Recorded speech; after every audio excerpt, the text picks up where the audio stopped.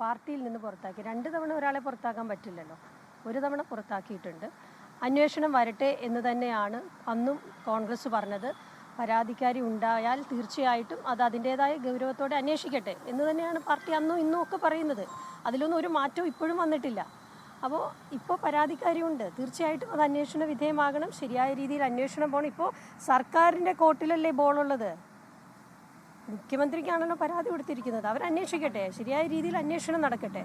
അന്വേഷണം നടന്ന് വേണ്ട നടപടികൾ ഉണ്ടാവട്ടെ. അത് തന്നെയാണ് എല്ലാ കാലത്തും കോൺഗ്രസിന്റെ നിലപാട്. ഈ ചില UDF നേതാക്കൾ പറയുന്നത്, പ്രത്യേകിച്ച് UDF ചെയർമാൻ അടക്കം പറയുന്നത് ഇതിൽ രാഷ്ട്രീയ ഗൂഢാലോചനയുണ്ട് എന്നൊരു സംശയമാണ്. അങ്ങനെ ആരും പറഞ്ഞിട്ട് എൻ്റെ ശ്രദ്ധയിൽപ്പെട്ടിട്ടില്ല. എടുക്കുമ്പോൾ മാത്രം വരുന്ന ഈ ഒരു പരാതി പ്രത്യേകിച്ച് ഒരു പെൺകുട്ടി പറഞ്ഞാൽ തീർച്ചയായിട്ടും അത് അന്വേഷിക്കണം. അപ്പോൾ CPM-ന്റെ കാര്യത്തിൽ കഴിഞ്ഞ കാലങ്ങളിലൊക്കെ നിരവധി പെൺകുട്ടികൾ നിരവധി പരാതികൾ പറഞ്ഞല്ലോ.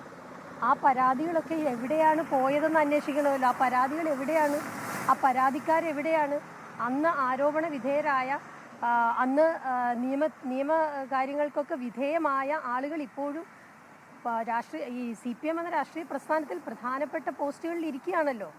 ഏറ്റവും പ്രധാനപ്പെട്ട പോസ്റ്റുകളിലേക്ക് അവരെ അവരോധിച്ചുകൊണ്ട് അവരെ മാലയിട്ട് സ്വീകരിക്കുകയാണല്ലോ ചെയ്തത്.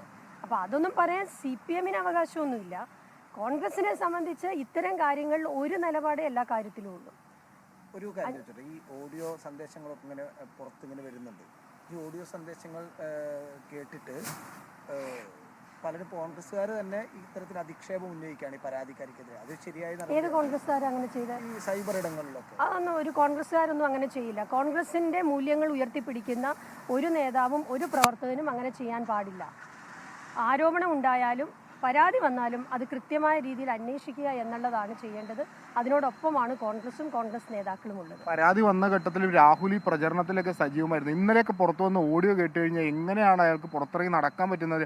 അത്രമാത്രം ട്രൊമാറ്റിക് ആയിട്ടുള്ള ഒരു ഓഡിയോ ആണ്. അപ്പം നിങ്ങളതിന് പൂർണ്ണ പിന്തുണ കൊടുക്കുകയാണ് കോൺഗ്രസിന്റെ അയാൾ വന്നോട്ടെ, അയാൾ പ്രചരണത്തിന്റെ ഭാഗമായിക്കോട്ടെ. മുൻ KPCC പ്രസിഡന്റ് പറഞ്ഞത് രാഹുലിനെ ചേർത്ത് പിടിക്കണമെന്നാണ്. അതിനൊക്കെ അവിടെ ചാർജുള്ള കോൺഗ്രസിന്റെ നേതാക്കന്മാർ കൃത്യമായ മറുപടി കഴിഞ്ഞ ദിവസങ്ങളിലൊക്കെ പറഞ്ഞിട്ടുണ്ട്. ഒരാൾ പ്രചരണത്തിന് ഇറങ്ങുന്നത്, ഒരാൾ പ്രവർത്തിക്കാൻ ഇറങ്ങുന്നത് അദ്ദേഹത്തോട് ചോദിക്കേണ്ടതാണ്, എന്നോടല്ല ചോദിക്കേണ്ടത്. എനിക്ക് കോൺഗ്രസിൻ്റെ നിലപാട് മാത്രമേ പറയാൻ പറ്റുള്ളൂ. കോൺഗ്രസിൻ്റെ നിലപാട് നിങ്ങൾക്ക് ആർക്കും സംശയം തോന്നേണ്ട കാര്യമില്ല. ഇപ്പോൾ പത്മകുമാറിനെതിരെ ആരോപണം വന്നല്ലോ, അപ്പം മാറ്റി നിർത്തിയോ? അറസ്റ്റ് ചെയ്തല്ലോ, മാറ്റി നിർത്തിയോ?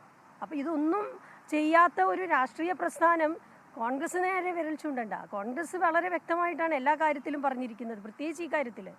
അപ്പോൾ അത്തരം കാര്യങ്ങളിൽ എന്താണ് CPM-ന്റെ നിലപാട്? P. ശശി എവിടെ ഇരിക്കുന്നത്? PK ശശി എവിടെ ഇരിക്കുന്നത്? നമുക്ക് ചോദിക്കാൻ നിരവധി പേരുകളുണ്ടല്ലോ.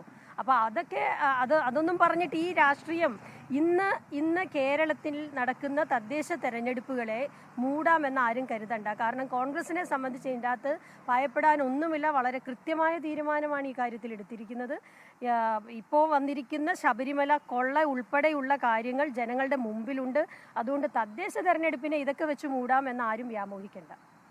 ലോകത്തെവിടെയായാലും ഏത് സമയത്തും 24 വാർത്തകളും ഓഗ്മെന്റഡ് റിയാലിറ്റി പാക്കേജുകളും എക്സ്പ്ലെയിനറുകളും വിശദമായി കാണാൻ ഞങ്ങളുടെ YouTube ചാനൽ നിങ്ങൾക്ക് സബ്സ്ക്രൈബ് ചെയ്യാം.